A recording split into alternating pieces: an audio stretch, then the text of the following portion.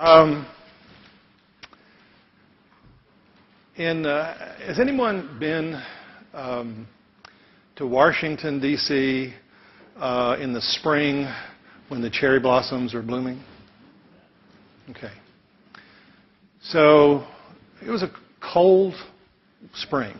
Cherry blossoms had not yet begun to bloom in 1997 when an 83-year-old man who I had known came to me at my office. I was running a software startup firm then. I'd started an internet software B2B company at the time. We were just going into our first round of venture capital financing. But he came to me with a tale of woe. And the person's name was Roy Weston. And Roy, 83, he had started a company that bore his name, Roy F. Weston, in 1951. It was a publicly traded company, but it was family controlled. And Roy that day came and said, "They've taken my company away from me. They've barred me from coming on the corporate campus. I can't attend board meetings, even though he was chairman of the board. And can you help get my company back for me?" I said, okay. I'd known Roy for 10 years. We had done things internationally. He knew that I had been a trial attorney and had a little bit of grit, Bob, could get things done and had some other experience. And I was kind of bored. I was not a tech guy in this software firm. I was just kind of the business guy. So I foolishly said, yeah. And that changed my life. What happened was that Roy had two daughters. One of the daughters' husband was selected to replace Roy as CEO, and he died 18 months later, tragically. Good CEO died. The second son and the second daughter were resentful. They hired professional management. Professional management started to run the company into the ground in the mid-90s. Before I came, it lost 13 consecutive quarters of revenue decline of over $2 million a quarter. That's on a revenue base that was maybe $350 million at the time. It was in free fall. Roy decided that it was time to change management. They said, "No, you're not," and they threw him out. They organized. One of the daughters turned against him. Actually, both daughters turned against him at that time. Roy came to me and said, "We've got to do something." So we started.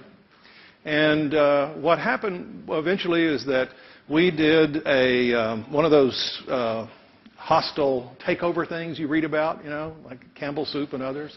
There was a showdown in this lawyer's office, where they were all looking at us and looking at them, and we said, "We are more determined than you are, even though we don't have the votes, and we're going to break this company if you don't walk away." And they blinked, and their board walked away, and Roy was able to take over and ultimately asked me to be the CEO, which I did. 2 weeks after, this was in the summer, when I took over, our bank came in and said, "We're going to put you into workout." Do you know what that means? It means you're bankrupt. We don't think you have any assets, and we're basically going to shut you down. And I said, "No, you're not. We're not going to do that. If you're going to preserve value in this company, you're going to do what I'm going to do. You're going to try to figure this out. You're getting a new CEO and figure it out, so why don't you bet on me?"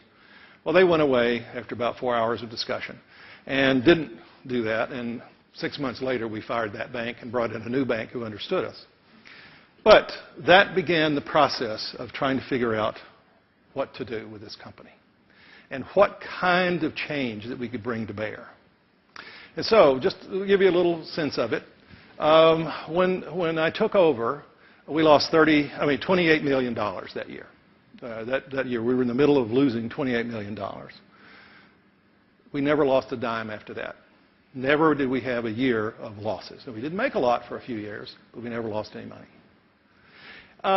When I took over, our safety rating was such that we were prohibited from doing business with certain federal agencies. They wouldn't even allow us to bid. Our safety rating was so bad. To collect cash in a company, cash is king. You've got to collect cash and make things work.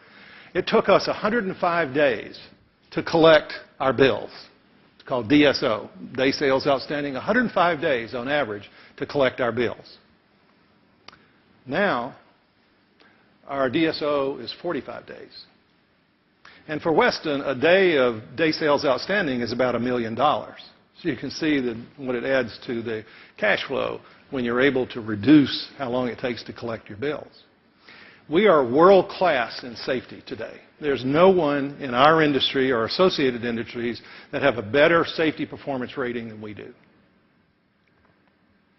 Our stock, we were publicly traded when I took over. Our stock was flatlined. There was no Wall Street analyst who would look at us, wouldn't even talk to us, didn't attend the briefings that we did, the quarterly briefings. There was no traction. Tried to get interest in terms of doing some mergers, doing some minor acquisitions. Nothing. Could generate no capital of any kind. We were stuck. Stock was trading at about, when it traded, at about $2 a share. So, take over, start putting in place, change agenda. First thing I did was I fired all the senior executives, as you would imagine. And I called a meeting of the senior management team, the 15 people that reported to the CEO and the COO who I just fired. And called a meeting, and I said, I want to also meet with the profit and loss managers, the people who are responsible, who are directly accountable for the profit and loss of their responsibilities. I'd like to have a meeting with them. The CFO said, well, you can't. I said, what do you mean? I'm the CEO. I can call a meeting. He said, you don't understand. Before you came, we only had one, and you just fired him. Profit and loss it consolidated to one man in the company.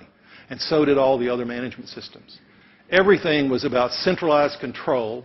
It all came together at headquarters because they were there to help you. Actually, they were there to catch you do something wrong. And that's where the responsibility was. And so the rest of the managers said, fine, you do it. You do it. And that was the management system we had. So I called the folks together and we said, what do we need to do to change? And so we started putting in place things like open book management. We opened up our books to any employee. So any employee in our company today can go online if you have the password, you're privileged, and you can look at how much cash is in the cash box today. You can look at what the profitability is of the profit center on the West Coast if you're on the East Coast or vice versa. You can compare and see what's happening. We trust them to do that. When I called this first meeting of my direct reports and had the regional managers, so I turned to John and I said, John, David, tell me tell me about your numbers. I'm looking here at the numbers I got from my CFO, and it looks like you're having problems in this and that area. And he said, those are not my numbers. I said, what do you mean? These are the corporate numbers. He said, no, they're not. I don't own those. Those are worthless. How do they get to be? I don't know. Do you use them? No. What do you use? Reaches in his pocket, pulls out a piece of paper. Those are his numbers. Okay, let's talk about profitability. Tell me about your profit. So he talked. Somebody across the room said, that can't be right. What do you mean? Well, because my profit is not much different than his, but it's this number. What do you think happens? We have different definitions of what profit means in our company. We had to go back and start to learn a common basis of sharing information. We had no shared purpose, even around profitability in our company. So we started. So I did probably everything that you would think someone would do in a turnaround situation. I started having town hall meetings. We got people together. We started doing triage, what needs to be done. And I had this, it was about a month and a half into the turnaround effort. And I had this town hall meeting, lots of people, 100 people, made a wonderful speech, got people motivated, I thought. And after that was over, this woman came up to me, Liz. She was our regional controller. And Liz came up to me and looks me in the eye, and she says, Bill, every senior manager of this company for the last 15 years including the CEOs that we've had, has broken my heart. They have betrayed me. You know, they have let me down. Why should I trust you? What do you say to that? I didn't know what to say. I had no idea what to say. You know, my heart was in my throat. I'm sure I must have mumbled something about, you know, give me a chance or something like that. I don't remember exactly. But that was a moment of truth for me. That was a moment when it grabbed me and said, I have a different set of accountabilities in this company than I thought I did. And that's when I really started on a path of bringing together a different way of thinking around how we were going to manage this company out of the troubles we were in and get us back on track. And that's what I'd like to talk to you about today, about some of the pieces and the parts of that I was able to bring together and others were able to implement. Not me, others were able to implement in order for our company to get back on its feet. One little indicator. I've given you a couple. You know, our safety rating is world class. Our ability to collect cash is, you know, best in class. When we did our restart, we went private. I put together a management leverage buyout. Took the company private, bought out the family, bought out all the public shareholders, did a restart. So we, in effect, started the company over again. The common stock, when we did the restart, was priced at $0.05 a share. Some of the equity was in some preferred stock that was priced a little over $2 a share. But all the common shares were struck at $0.05 a share. Today, we're 100% privately owned, but we have a quarterly evaluation of our stock price. Our stock price is right around $25 a share. Interesting. Would not have happened had I not had some life experiences and some exposure to some of the people in this room and others in terms of our story, our corporate story. And that's what I'd like to talk about today, about this generative leadership and in a positive enterprise. What is generative leadership? How does that work in a positive enterprise? This quote at the bottom, I don't know if you can read that or not. It says, "Only that day dawns to which we are awake." One of my favorite sayings of Thoreau. Fortunately, I was awake when Liz came to me and said, "Why should I trust you?" Right? And we started the process as we went forward. So, what are the components of generative leadership, positive enterprise? And this is kind of the time I'd like to spend with you. I'm going to talk a little bit about the construct of what this is. You have some handouts that are on the table, and you can follow with some of those. I don't intend to talk a lot about these specifically, but I'm going to refer to them. And in a few minutes, we're going to convene ourselves into a group discussion that's modeled after something called the World Cafe. Anybody done a World Cafe experience? Okay. So we'll do that. And those of you who just raised your hands, you might also volunteer to be a table host when it comes to that time, because you know what that's about.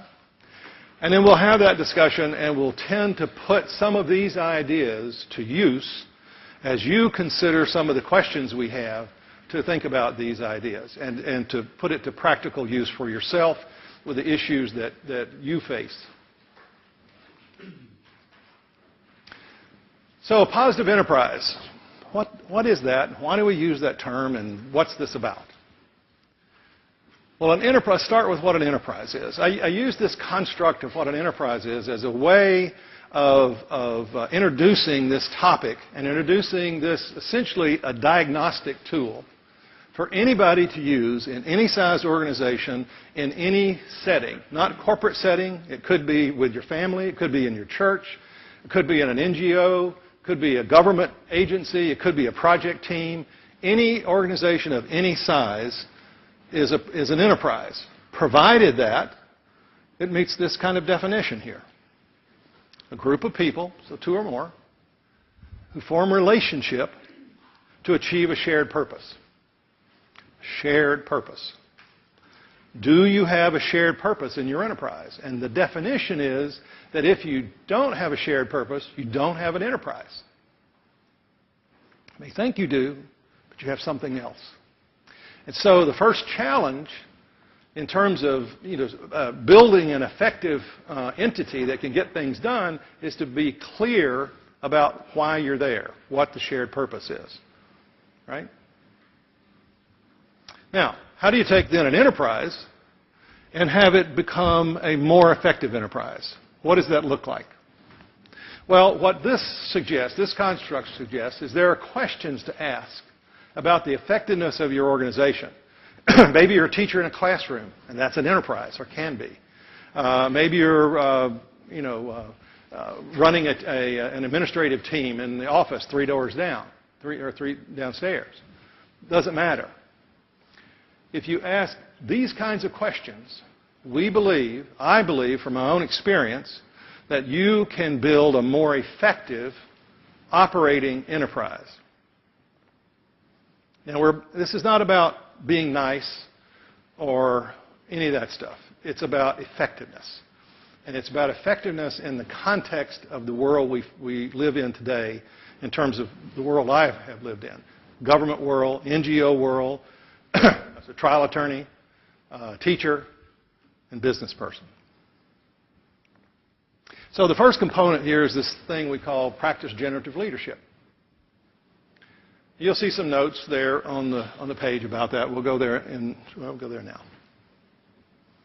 So what's the nature of generative leadership? How is this form of leadership different from other forms of leadership? Well, it's grounded on the fundamental belief that leadership is about service. It's about service to something beyond yourself, and it's about service to others. It's grounded in the notion that Robert Greenleaf wrote about in the 70s, about servant leadership. It's grounded there. But more than that, it's also grounded in the notion of strength-based. It's a strength-based concept. Understand what you're best at, what your strengths are, engage those strengths, and you will have a better chance of producing superior results, as opposed to fixing what's broke or looking at your weaknesses. Ignore your weaknesses, make them irrelevant, and concentrate your investment of energy and time on your strengths. So it's strength-based. Don Clifton was my life mentor. Don Clifton was a psychology professor at the University of Nebraska. He started a company called Selection Research. He ultimately bought Gallup from George Gallup and has built his strength-based practice in Gallup. And then what you're able to do now with the strengths data that comes from Gallup-like things, or the Caliper Company, or Chris Peterson and Marty Seligman out of the positive psychology arena, is you have real information that can give you specific feedback about your dominant strengths. And then you can have a language around strengths to engage with your colleagues around that. This is strength-based leadership approach. So we believe that you need to understand your strengths in order to practice positive psychology, and that those on your enterprise need to understand their strengths. So generative leadership is a choice. It's a choice to lead. You have to make that affirmative choice. If you haven't read Lift, if you haven't read Building the Bridge as You Walk on It, you need to. Right, Bob? Right. Because there you'll find the foundations of how to build a positive influence environment. And that's a fundamental building block of service and leadership, and to minimize your own hypocrisy as you do that. You earn other people's trust. You behave, you engage others authentically and earn their trust. Critical ingredient to both the practice of generative leadership and the other dimensions of a positive enterprise. If there's one phrase for me that captures what's different about this form of ethical leadership than other forms of leadership, because this is not about style. This is not about situational leadership. This is about you, the choice you bring, the perspective you bring to engage others as leaders. It's this phrase, enable others. Enabling others' success is the fundamental concept that this form of leadership is about. And if you're enabling others' success and the service in your choice to serve others and serve something beyond yourself, a shared purpose, is what's going to resolve itself into greater effectiveness of your leadership. So it's ethically based, it's based upon service, it's based upon strengths, and it's based upon enabling others to do what they do best. Okay, that's the nutshell notion of generative leadership. Enabling others. I don't know whether you can read this in the back. Probably not that critical. But it has to do with the notion, and there's some other materials there on your table that touch on some of these. What I wanted to say about this is that the kinds of strengths that you enable in others is both others' capacity, strengths of capacity, but also their strengths of character. And both of those things go together. And character is not just integrity.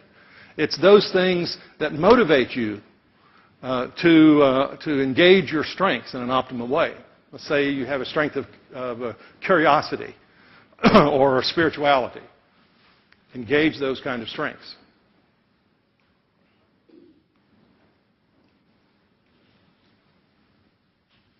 This is a summary chart of the black and white chart, or gray and white chart that you have on your table, which is a way of summarizing some of the key elements of what does a generative leader do, how do they practice generative leadership. And it really does build from Bob and Ryan's work around the fundamental state of leadership. How many of you are familiar with the fundamental state? Okay, a few. Good. Recommend it to everyone.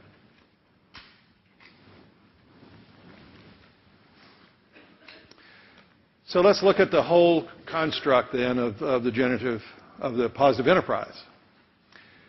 Think of this as a diagnostic tool. You have a situation, a team, a project team, a company, a business, a division, a profit center, and you're trying to make sense of what's working or what's not working and why. These are the dimensions that we focused on in our company that made a huge difference. And from a practitioner's point of view, I recommend that you look at these to examine your circumstance, whether it's your classroom, your business, your family, whatever it is.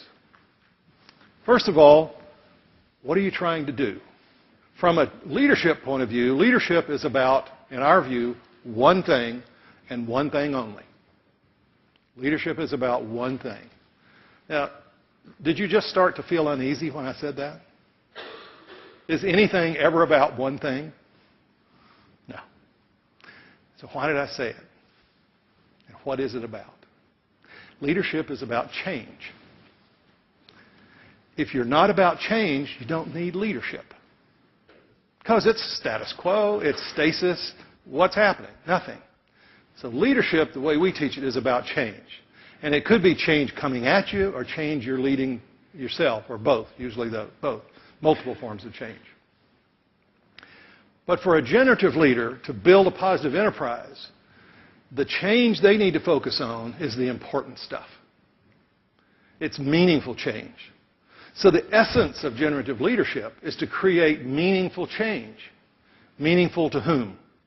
To all the stakeholders. Particularly, though, the members of your enterprise, the team members that you have. They've got to share the sense that this is important stuff.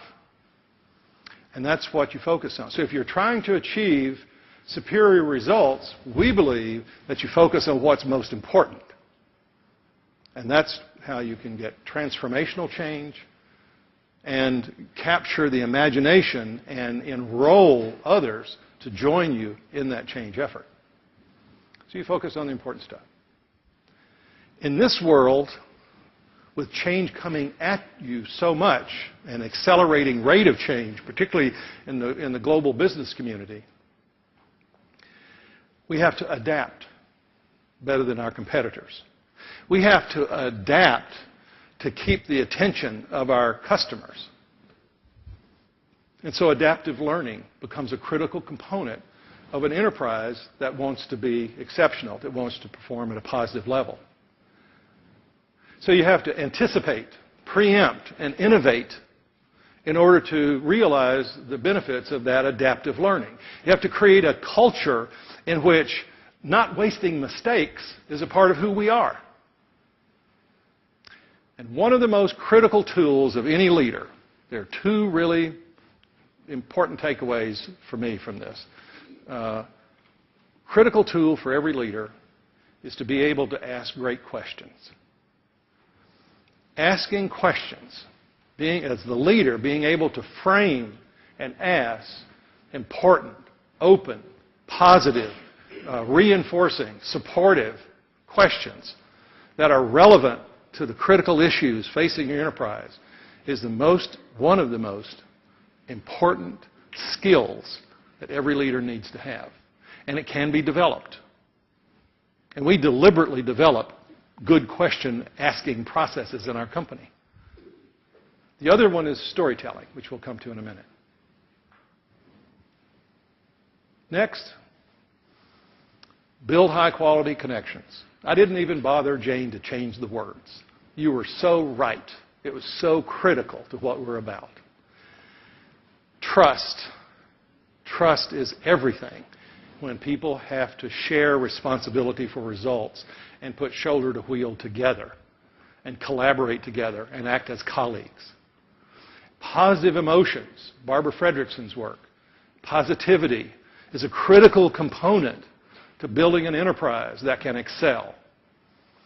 If you have any lingering doubts that, well, what a leader really needs to do is to put a little fear in somebody's butt and that'll get them going, you're wrong. You are wrong. That does not work. That does not produce exceptional performance. That might get you to compliance at some mediocre level for a part-time until they turn on you. Okay? Trust. Positive emotions, giving positive progress feedback about meaningful work in real time. That's what's going to produce exceptional results. High energy environment. Grow a positive energy environment. The energy, how many of you have worked or been a part of a team or other kinds of organization in which you've had an exceptional experience? Right. You felt it. How many have been involved in a team where it was in the tank? The morale was down. Right. That's not an accident. Producing a high energy environment is something leaders can do. But you can't do it if you have an illusion of control. You don't control that, but you can influence it. Energy in an enterprise responds to attention of the leaders. Expectations create energy. Expectations create energy, and leaders create expectations. That's how you can drive positive energy environment. And a positive energy environment is the place where creativity is born and it nurtures innovation, productivity, and stimulates colleagues to collaborate. And then you come to the easy one, which everybody gets, alignment. But it's explicit alignment. It's not alignment that's left to doubt. It's expressly making sure that a person's individual personal sense of meaning, beliefs, are in alignment with the corporate or the enterprise shared purpose. Putting those things together, person and organization together. How do you know that? How do you know when you have that? How do you get that? Anybody? What do you think? When you have the open environment that lets you have that conversation about whether there is a. Everybody heard that? Open environment where you can have the conversation. It's all about conversation. It's all about conversation. If you can't have a conversation, I don't mean talk to like I'm doing now, right? But I mean let's have a real exchange with each other about what's going on. What do you believe? Do you believe in this? Do you know why I'm trying to do this? Are you on board? Can we talk? If you don't get that unsolicited feedback, that freely given feedback, have a real conversation, you won't know whether you have alignment. You won't know whether you have a shared purpose with your team members. How many of you have experienced bosses who didn't know how to have a conversation? It was one way or my way, highway, whatever, that stuff, right? There was no back and forth. No, wait, let me understand you. How do you know? Let me ask you this question. How do you know what people are doing when no one's watching? So if you work in the modern world and you are a leader and you have people engaged with their customers and out doing stuff, you're not watching them. They're out there on their own. All knowledge work is about doing stuff on your own. Even if you're sitting in a cubicle, nobody knows what's happening inside here. I'm daydreaming. Time to do a commercial.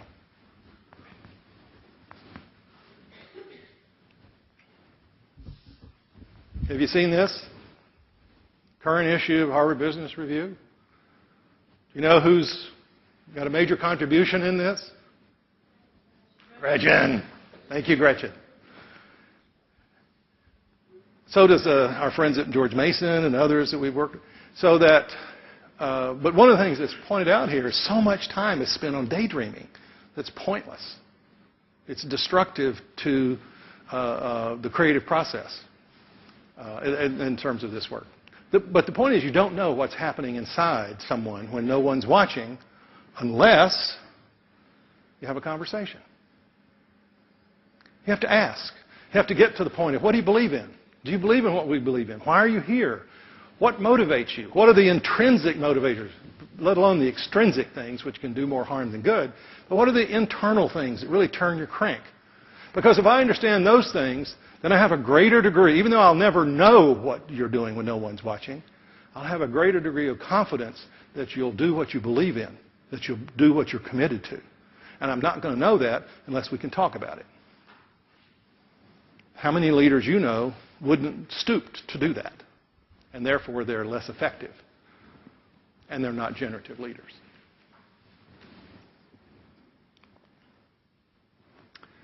So questions. There's a piece there about how can you ask more powerful questions.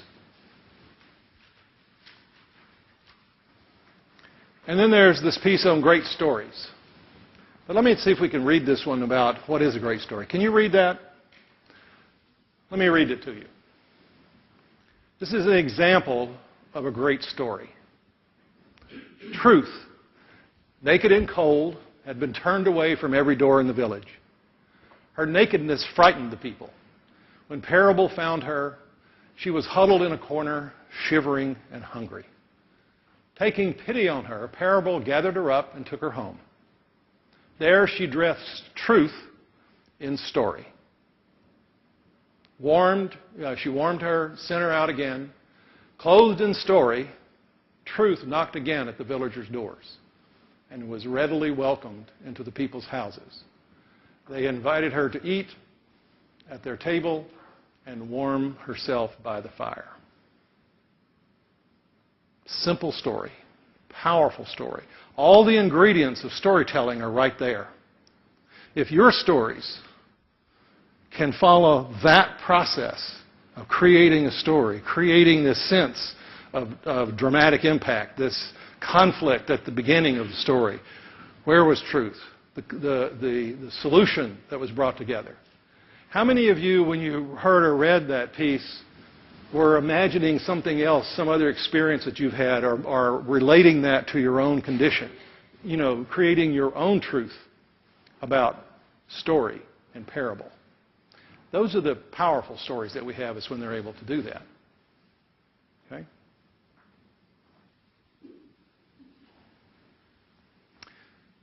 All right. So let's start thinking about putting these ideas to work. It's my belief that just looking at these materials, looking at the headings, understanding that you can ask questions about meaningful change or about learning is enough for you to put this to work and become a more effective leader or manager. You can ask better questions around these topics. So what we'd like to do is to reform ourselves into discussion groups. So in a minute, I'm going to ask you to, those of you who are sitting at 1 or 2 people, to fill in the tables. Let's have 4 or 5 people at each table if we can. And I'm going to ask you to move again in a few minutes. And we're going to consider some questions. So this is the process. We're going to do a World Cafe. This is the cafe etiquette.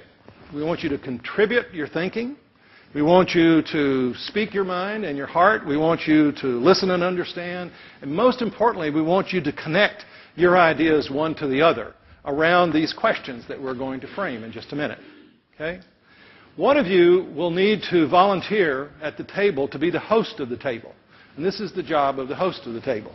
Basically, stimulate the discussion, take the notes, and then after a few minutes, I'm going to say, stop, change tables, switch, which means that everybody but the host gets up from that table and goes to another table of your choice. And then you're going to be talking to others. And I want you to get to know everybody in the room through this process. You'll be exchanging ideas. With the second round, the host then begins that table discussion after you welcome the people to the table to say, here's what the other group talked about. Here are their ideas. Draw little things, write notes, whatever it is. And then you all at the second round build on that. Where does that take you? Link your ideas to that idea. You've come from one table or multiple tables. Link that together. And then when that's done, we'll take a few minutes and the hosts of each table, or as many as you want, will tell us what you think we should share together in a plenary session, just sharing comments. If we have time, we'll do one more, maybe a partial round on another set of questions, and then we'll have a final group discussion around that. Okay? Questions? Okay, can you consolidate yourself into tables of 5, or fill up the chairs as much as you can?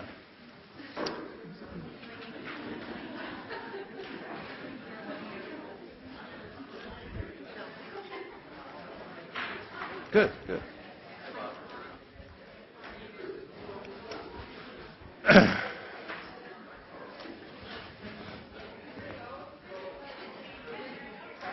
All right. Can I have your attention one more time before you start, shaking hands and introducing yourself and selecting a host for the table? What we're going to do is that these are going to be the first topics of your discussion. So what I would do is take some of this stuff on the table, look at that, and extend where we've started. What is missing from this framework of the positive enterprise and generative leadership? What kind of questions are stimulated out of your own experience? We had you see a couple of questions on that final sheet, but what else? How can this be made to be more effective if you ask these kinds of questions as opposed to others? And then we'll talk about this for about 15 minutes. We'll switch, talk about it again for another 10 minutes, then have a little discussion. Okay? Any questions about the process? First thing to do is somebody volunteer for host. Go at it. I'll give you a time warning in about 15 minutes.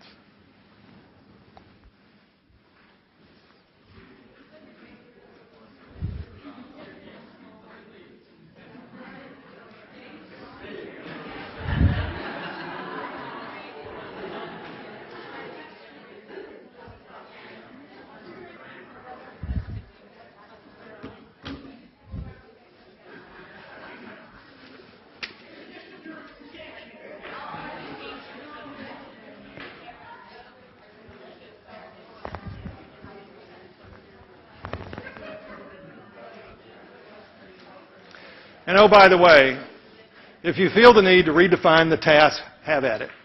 Have fun. If you don't like these questions, do whatever question you want, but have a meaningful conversation around this topic.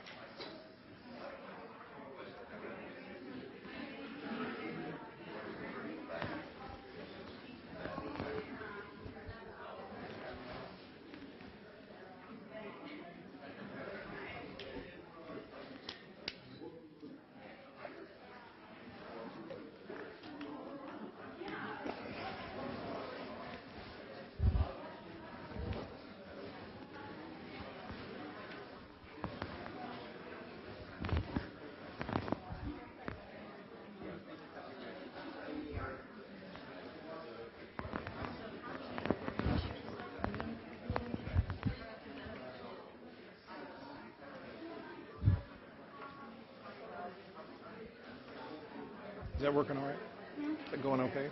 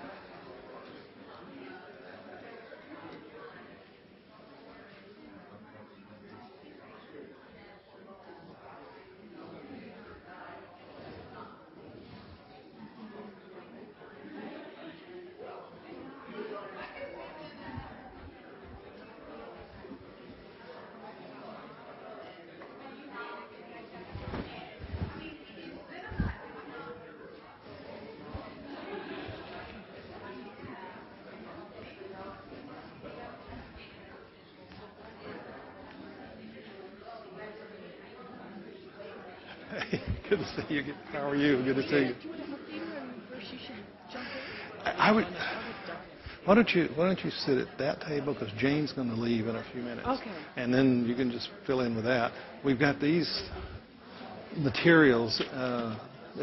Should be a whole set here that you can look at. That's the one you really can look at. Knoxville, Tennessee? Yeah, it's probably about 8 hours from here. It's a drive. So, yeah. Yeah. But if you want to come to different places, let me know because we can. I mean, Penn because that's equally far. That's 12 hours probably to drive there. Right. What kind of experience you want? So learning something, because most of these kids are from Southeast Michigan, Weather Hills, or that New York, Right. Having them in Chattanooga would be a place to come. Yeah, it'd be a place. Yeah, it's 2 more hours from Knoxville, but yeah, something like that. You could probably arrange something in Chattanooga. Absolutely. Maybe closer. Let me think about closer where you could get a cultural experience and to see what other kind of thoughts you might have around that. But I would like them to see this positive enterprise. Yeah. Okay.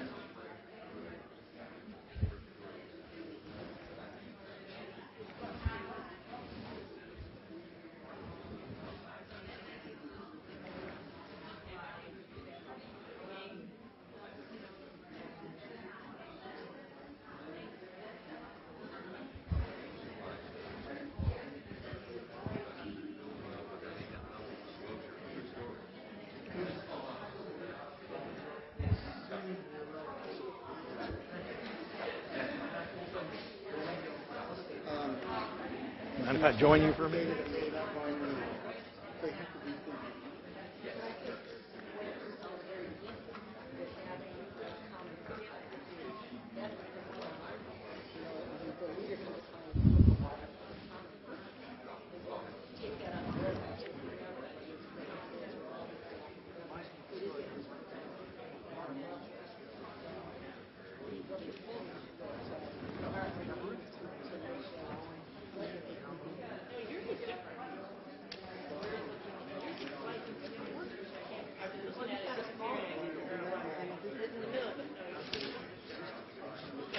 You, Are you familiar with James Comer work in Yale? no. He's a physician working in school. And Yeah. Yeah. And it's based on three principles. No fault, don't blame people, don't spend time people. Right. Work together, respect everybody's opinion, and try to Yep. do it. And then move forward. Sure. Yeah. Get the right way to get. Yeah. Good approach. Yeah. What I was saying is, if we had I was saying that this is the rendition of the picture from the point of view of the CEO, who you are, and what would the simplified messages something? Maybe complex. What would be the rendition that can grab all of the employee, the mass of the employee? Mhm. It cannot be a complicated picture like this. Mhm. There's many elements there. You and I talked about technical Mhm. before. Mhm. So I'm not saying that the common model should be the one, Mhm. but something like has compelling principles that can be take this message to the employees. How can Yeah. embrace that? Yeah, one of the things that I don't want to take away from your conversation, but one of the things that we do is that we use a simplified construct that asks people to ask questions. This is a question-asking tool. This is a diagnostic. But to ask questions around what context do I find myself in? What are the expectations that are on me and my fellows, expectations, and what strengths do we have collectively to bring to the task? Those are the three pieces that we integrate to get to the right decisions. So it's a simpler approach. And we very often say to the managers, where this is a leadership tool, don't even take this to your folks, just use it. If you think the problem that you're facing is a problem of relationships or lack of trust, then go into this. If you think it's something else, but what happens is trust relates to alignment. Alignment relates to, are we working on the right thing? And adaptivity, it's all integrated. So you're right, it's the tool for the leader, not necessarily for the whole team. Context, be sure you know the context in which you're operating. Be sure you know the expectations that are upon you by your stakeholders, by others, your bosses, your subordinates, everybody, the whole sets of expectations. And then the strengths that you collectively have. See, so the strengths are, okay, I understand my strengths, but what are you guys' strengths and how does that relate together? Who is the detail person? If you want detail to be done, you don't ask Bill. I'm not a detail person. If you want somebody to be disciplined, don't look at me. If you want somebody to bring empathy, used to be you didn't look at me, I'm better at that. But that's the kind of thing. So, yeah. All right.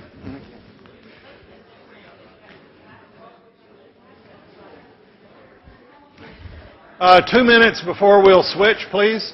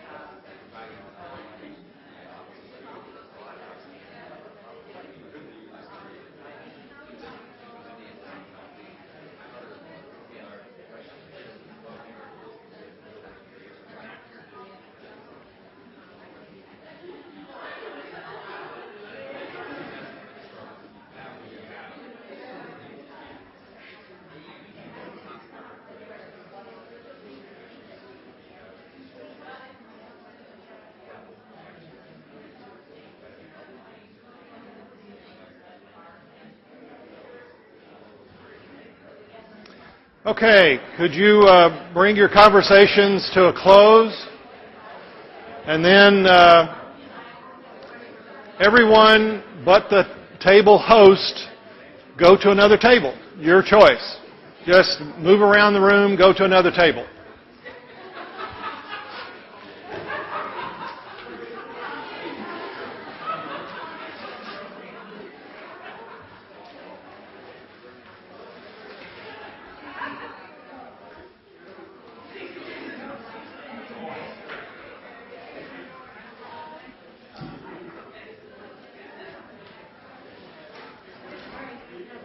Find another place.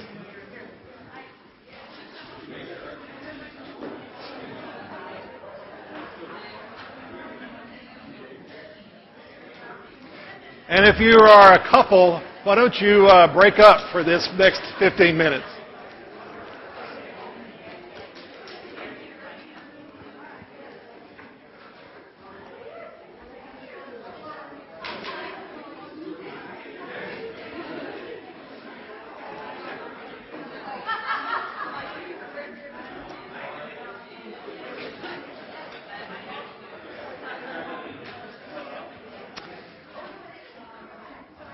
No, same questions, build upon what the conversation was. So if the table host would just give a quick summary of the previous discussion, and then you all use that as the starting point for this discussion. We'll have about 10 minutes, and then we will go into a plenary session. I was standing. What should I do? Just pick a table. Join these folks, yeah.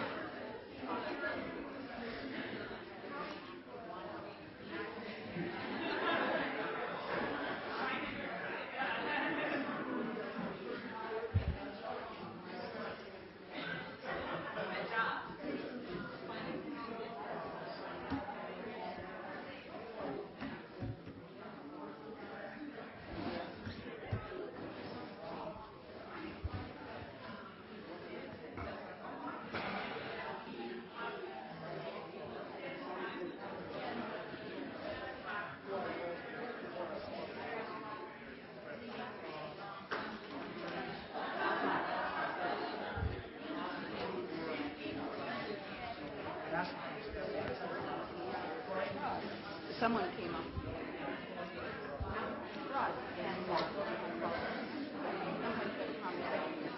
Sometimes you have a conversation with one person. So I can see it with one person, and it doesn't feel like maybe the trust should. So what is it that we can do to build this trust? That would be a question. But that was really helpful.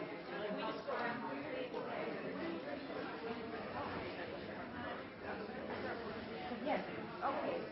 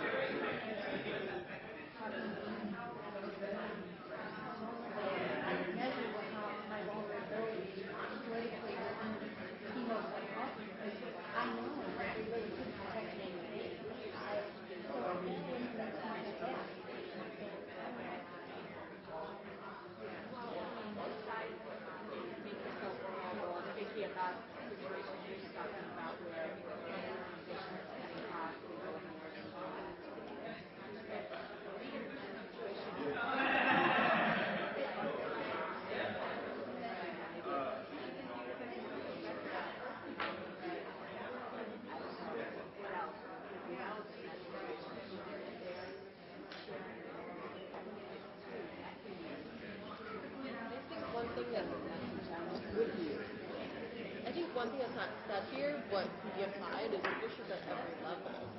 So we might not share this exact chart with our employees, right? But we're fostering these things in everyone. So, I'm at the bottom of the food chain, and I can have all these, and I can be a leader, on the line. But if someone above me isn't willing to go there with me, then that's the chain stops. Same thing. If I'm the CEO, but my, the executive director won't go there with me, who below them is going to do it? So I think it's fostering the leadership at every level. That's the challenge.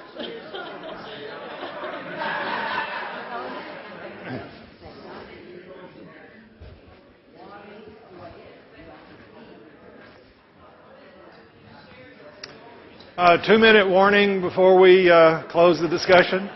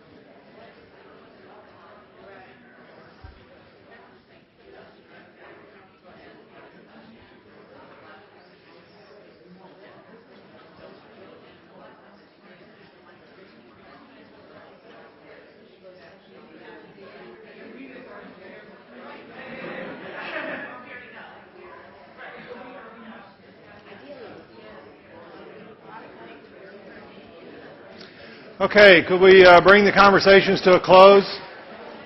And we'll focus on a little plenary discussion.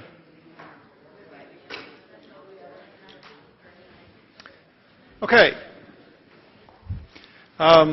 What I propose that we do at this point is ask the table host, or anybody at your table that you select or volunteer, to summarize one or two of the most salient, compelling points of discussion that you had at these tables that you feel is worthy to be shared with others and that can help all of us in the room gain insight.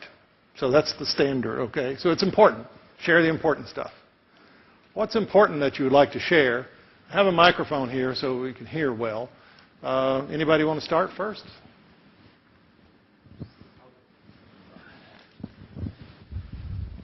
In our 1, 2, 3, are we there?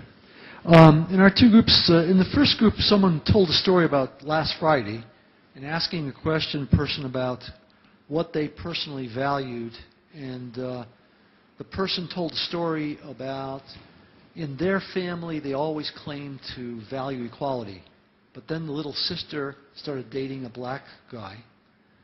And suddenly, there wasn't so much alignment between the rhetoric and the reality.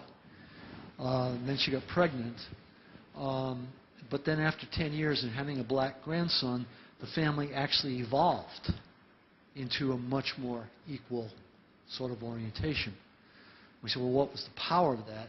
He said, well, once that person told that story, everybody else that was involved in the exercise became far more authentic and started to tell much more real stories, and they began to go to the core of the organization in that conversation.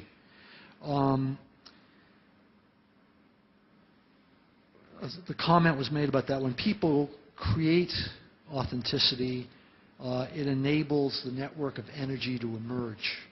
Then later in this group, someone said, when I'm passionate, I bring more to the table. That kind of conversation, I think we can link up, brings that kind of energy to the table. And then one other comment, I'll try to put several together. One of the people in this group said, authenticity can break down barriers, people become real, and then they can achieve more. And we asked the question, why? Why is it when people are real, they can achieve more? And then that links into the passion statement that was made. Great. Next. In our first conversation, it was mainly around one thing, and that is, how can we take this big thing that looks really pretty complicated? The idea, or the thought was, is that this is created from the CEO's position, that it's the leader's position, and this looks awfully complicated for the individual. So how do you take that to the individual level? And of course, fortunately, Bill was sitting right here, and so he said, you don't ever really have to take this to anybody. You just look at if you're having difficulty with trust. Then maybe you start there. The employees never really ever need to see this. It's just that as the leader, we need to know what the components are and then start asking those questions to start generating in that area. And the other one, this conversation, someone asked the question, or they said, well, how do you actually build that trust, get these off, how do you actually build that trust where someone, so that they feel safe? How do you build an environment where somebody feels safe to actually come to you and say, I'm not feeling like there's a huge trust bond here? How do you get people to feel, really to trust enough to be able to come and say, I don't think we're experiencing trust? And then the response was, or a response was, you be vulnerable yourself. Like, demonstrate that yourself. And then the follow-up to that, which I thought was equally interesting, was someone said, well, if you're on the bottom of the food chain and you're vulnerable and you go to someone and you actually comment, you actually are vulnerable and you put it out, but that person is not willing to go there, then what do you do? That's the question. Then what do you do? Good comments. Let me ask you a question about this vulnerability.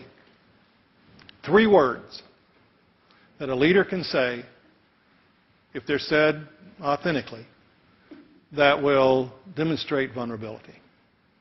What are they? I don't know. I don't know. If you can say, I don't know, and mean it, and deal with it, and put that on the table,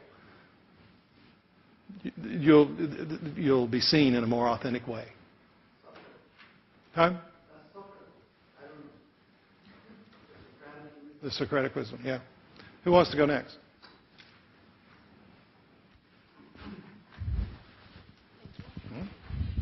We also talked about trust and came at some of those same conclusions in our first group. But something that was, I think, tying the first and the second conversations together was this idea of creating awareness through questioning. And then we stumbled upon the questioning piece, helping employees see their spot in the company and where their strengths are, and maybe even helping employees unveil a pocket of talents that they may not already know that they have. But further to that, using that same kind of questioning that I can see several of you nodding your head about, but using that same question with yourself as a leader, asking yourself the hard questions to get at what's really happening and what needs to happen. Yeah, and one of the questions that the leader should always be asking themselves, in my view, particularly with every significant action that you do in a day, is who am I serving with this action? Who am I serving right now? And if you find the finger is pointing toward yourself, you better start over. Rethink it as a leader in your leadership responsibility, particularly if it's generative leadership. Next.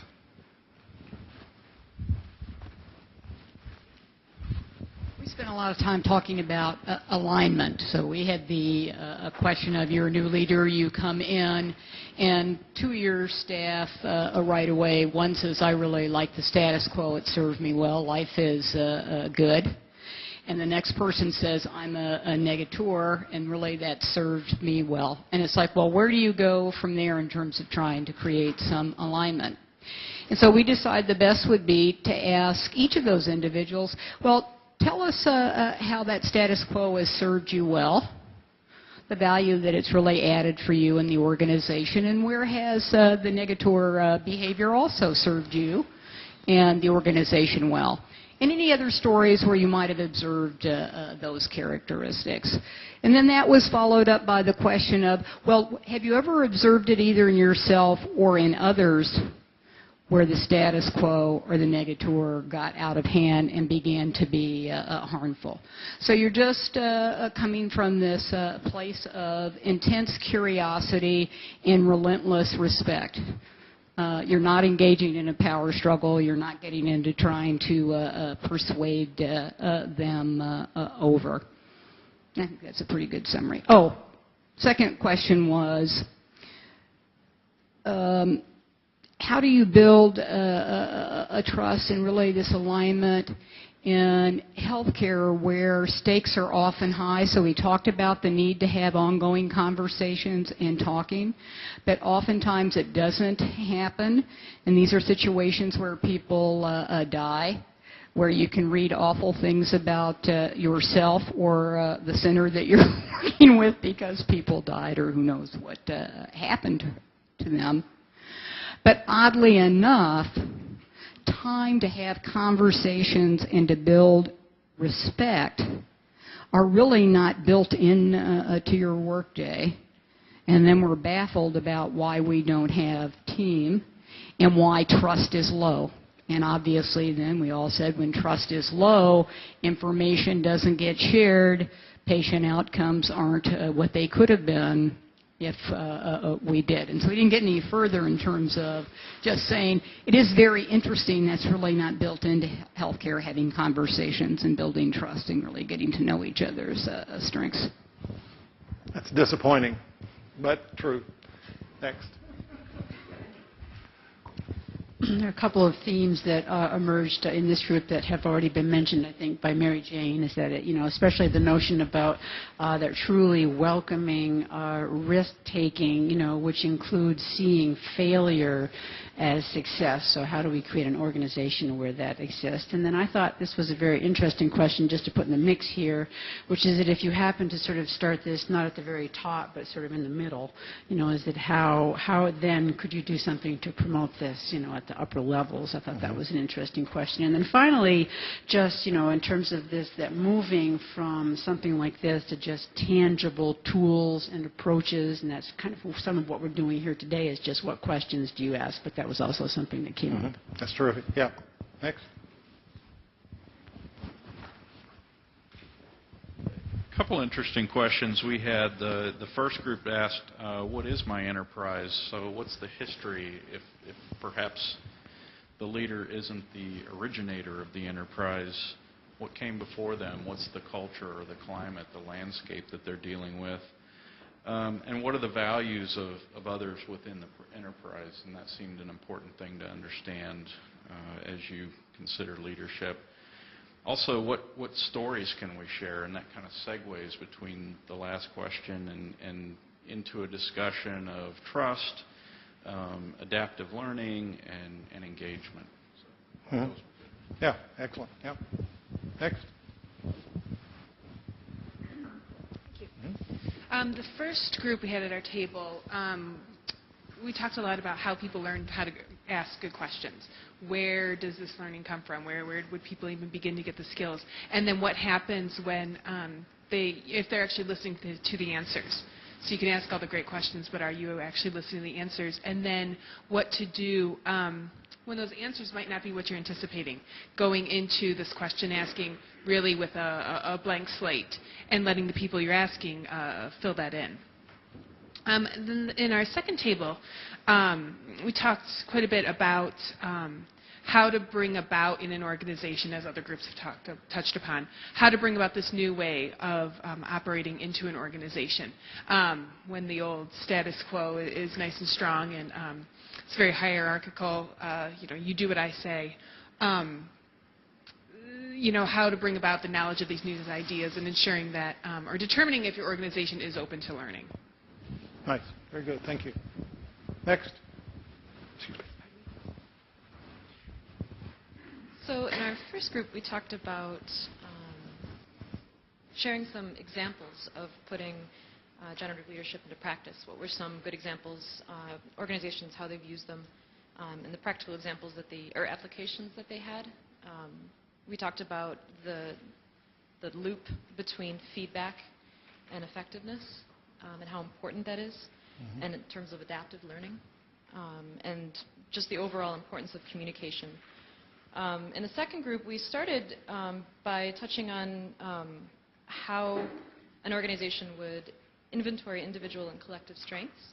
And then we moved into a conversation about the value of dialogue and story, understanding perspectives and how important that is, and the sort of required suspension of belief in listening to others and understanding different perspectives, making sure that you're open to hearing. Yeah, thank you. Very nice. Good. Anybody else? Okay. It's about the magic hour. Trust. One other way, it's come up a lot around the discussion. So how do I hold this idea of trust in my mind? How do I recognize it when I see it? What should I be looking for? Let me suggest that you think about two things that are necessary ingredients for trust, particularly in an environment where you've got to get things done. First element of trust is character. It's will they do the right thing? And character. But that's not enough for trust. I submit that the second element for trust is competence. I've got to trust that you can get stuff done. Will you actually get the right thing done?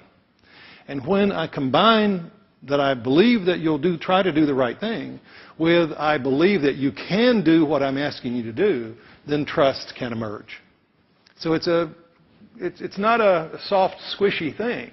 It's that you're putting performance on the line when you ask somebody to trust you, because you've got to deliver the results as well as do the right thing, have the results be delivered. Any other comments or questions before we close out? Because it's at the bewitching hour here. So, Albert Schweitzer said that. I believe that. I think that is the path, that's the foundation of what I've been talking about today. And it turns out that if you do that, you win, as well as those who you serve win. So, as Buddha said, go see for yourself. It's your turn. You've got to put this to work for yourself. You buy what you buy. You don't buy what you don't buy. And then as Richard Feynman said, this is our world. This is our life. And we have to take chances as we move into it. So can you do this? Live without knowing? If you can make a difference in the world. Thank you.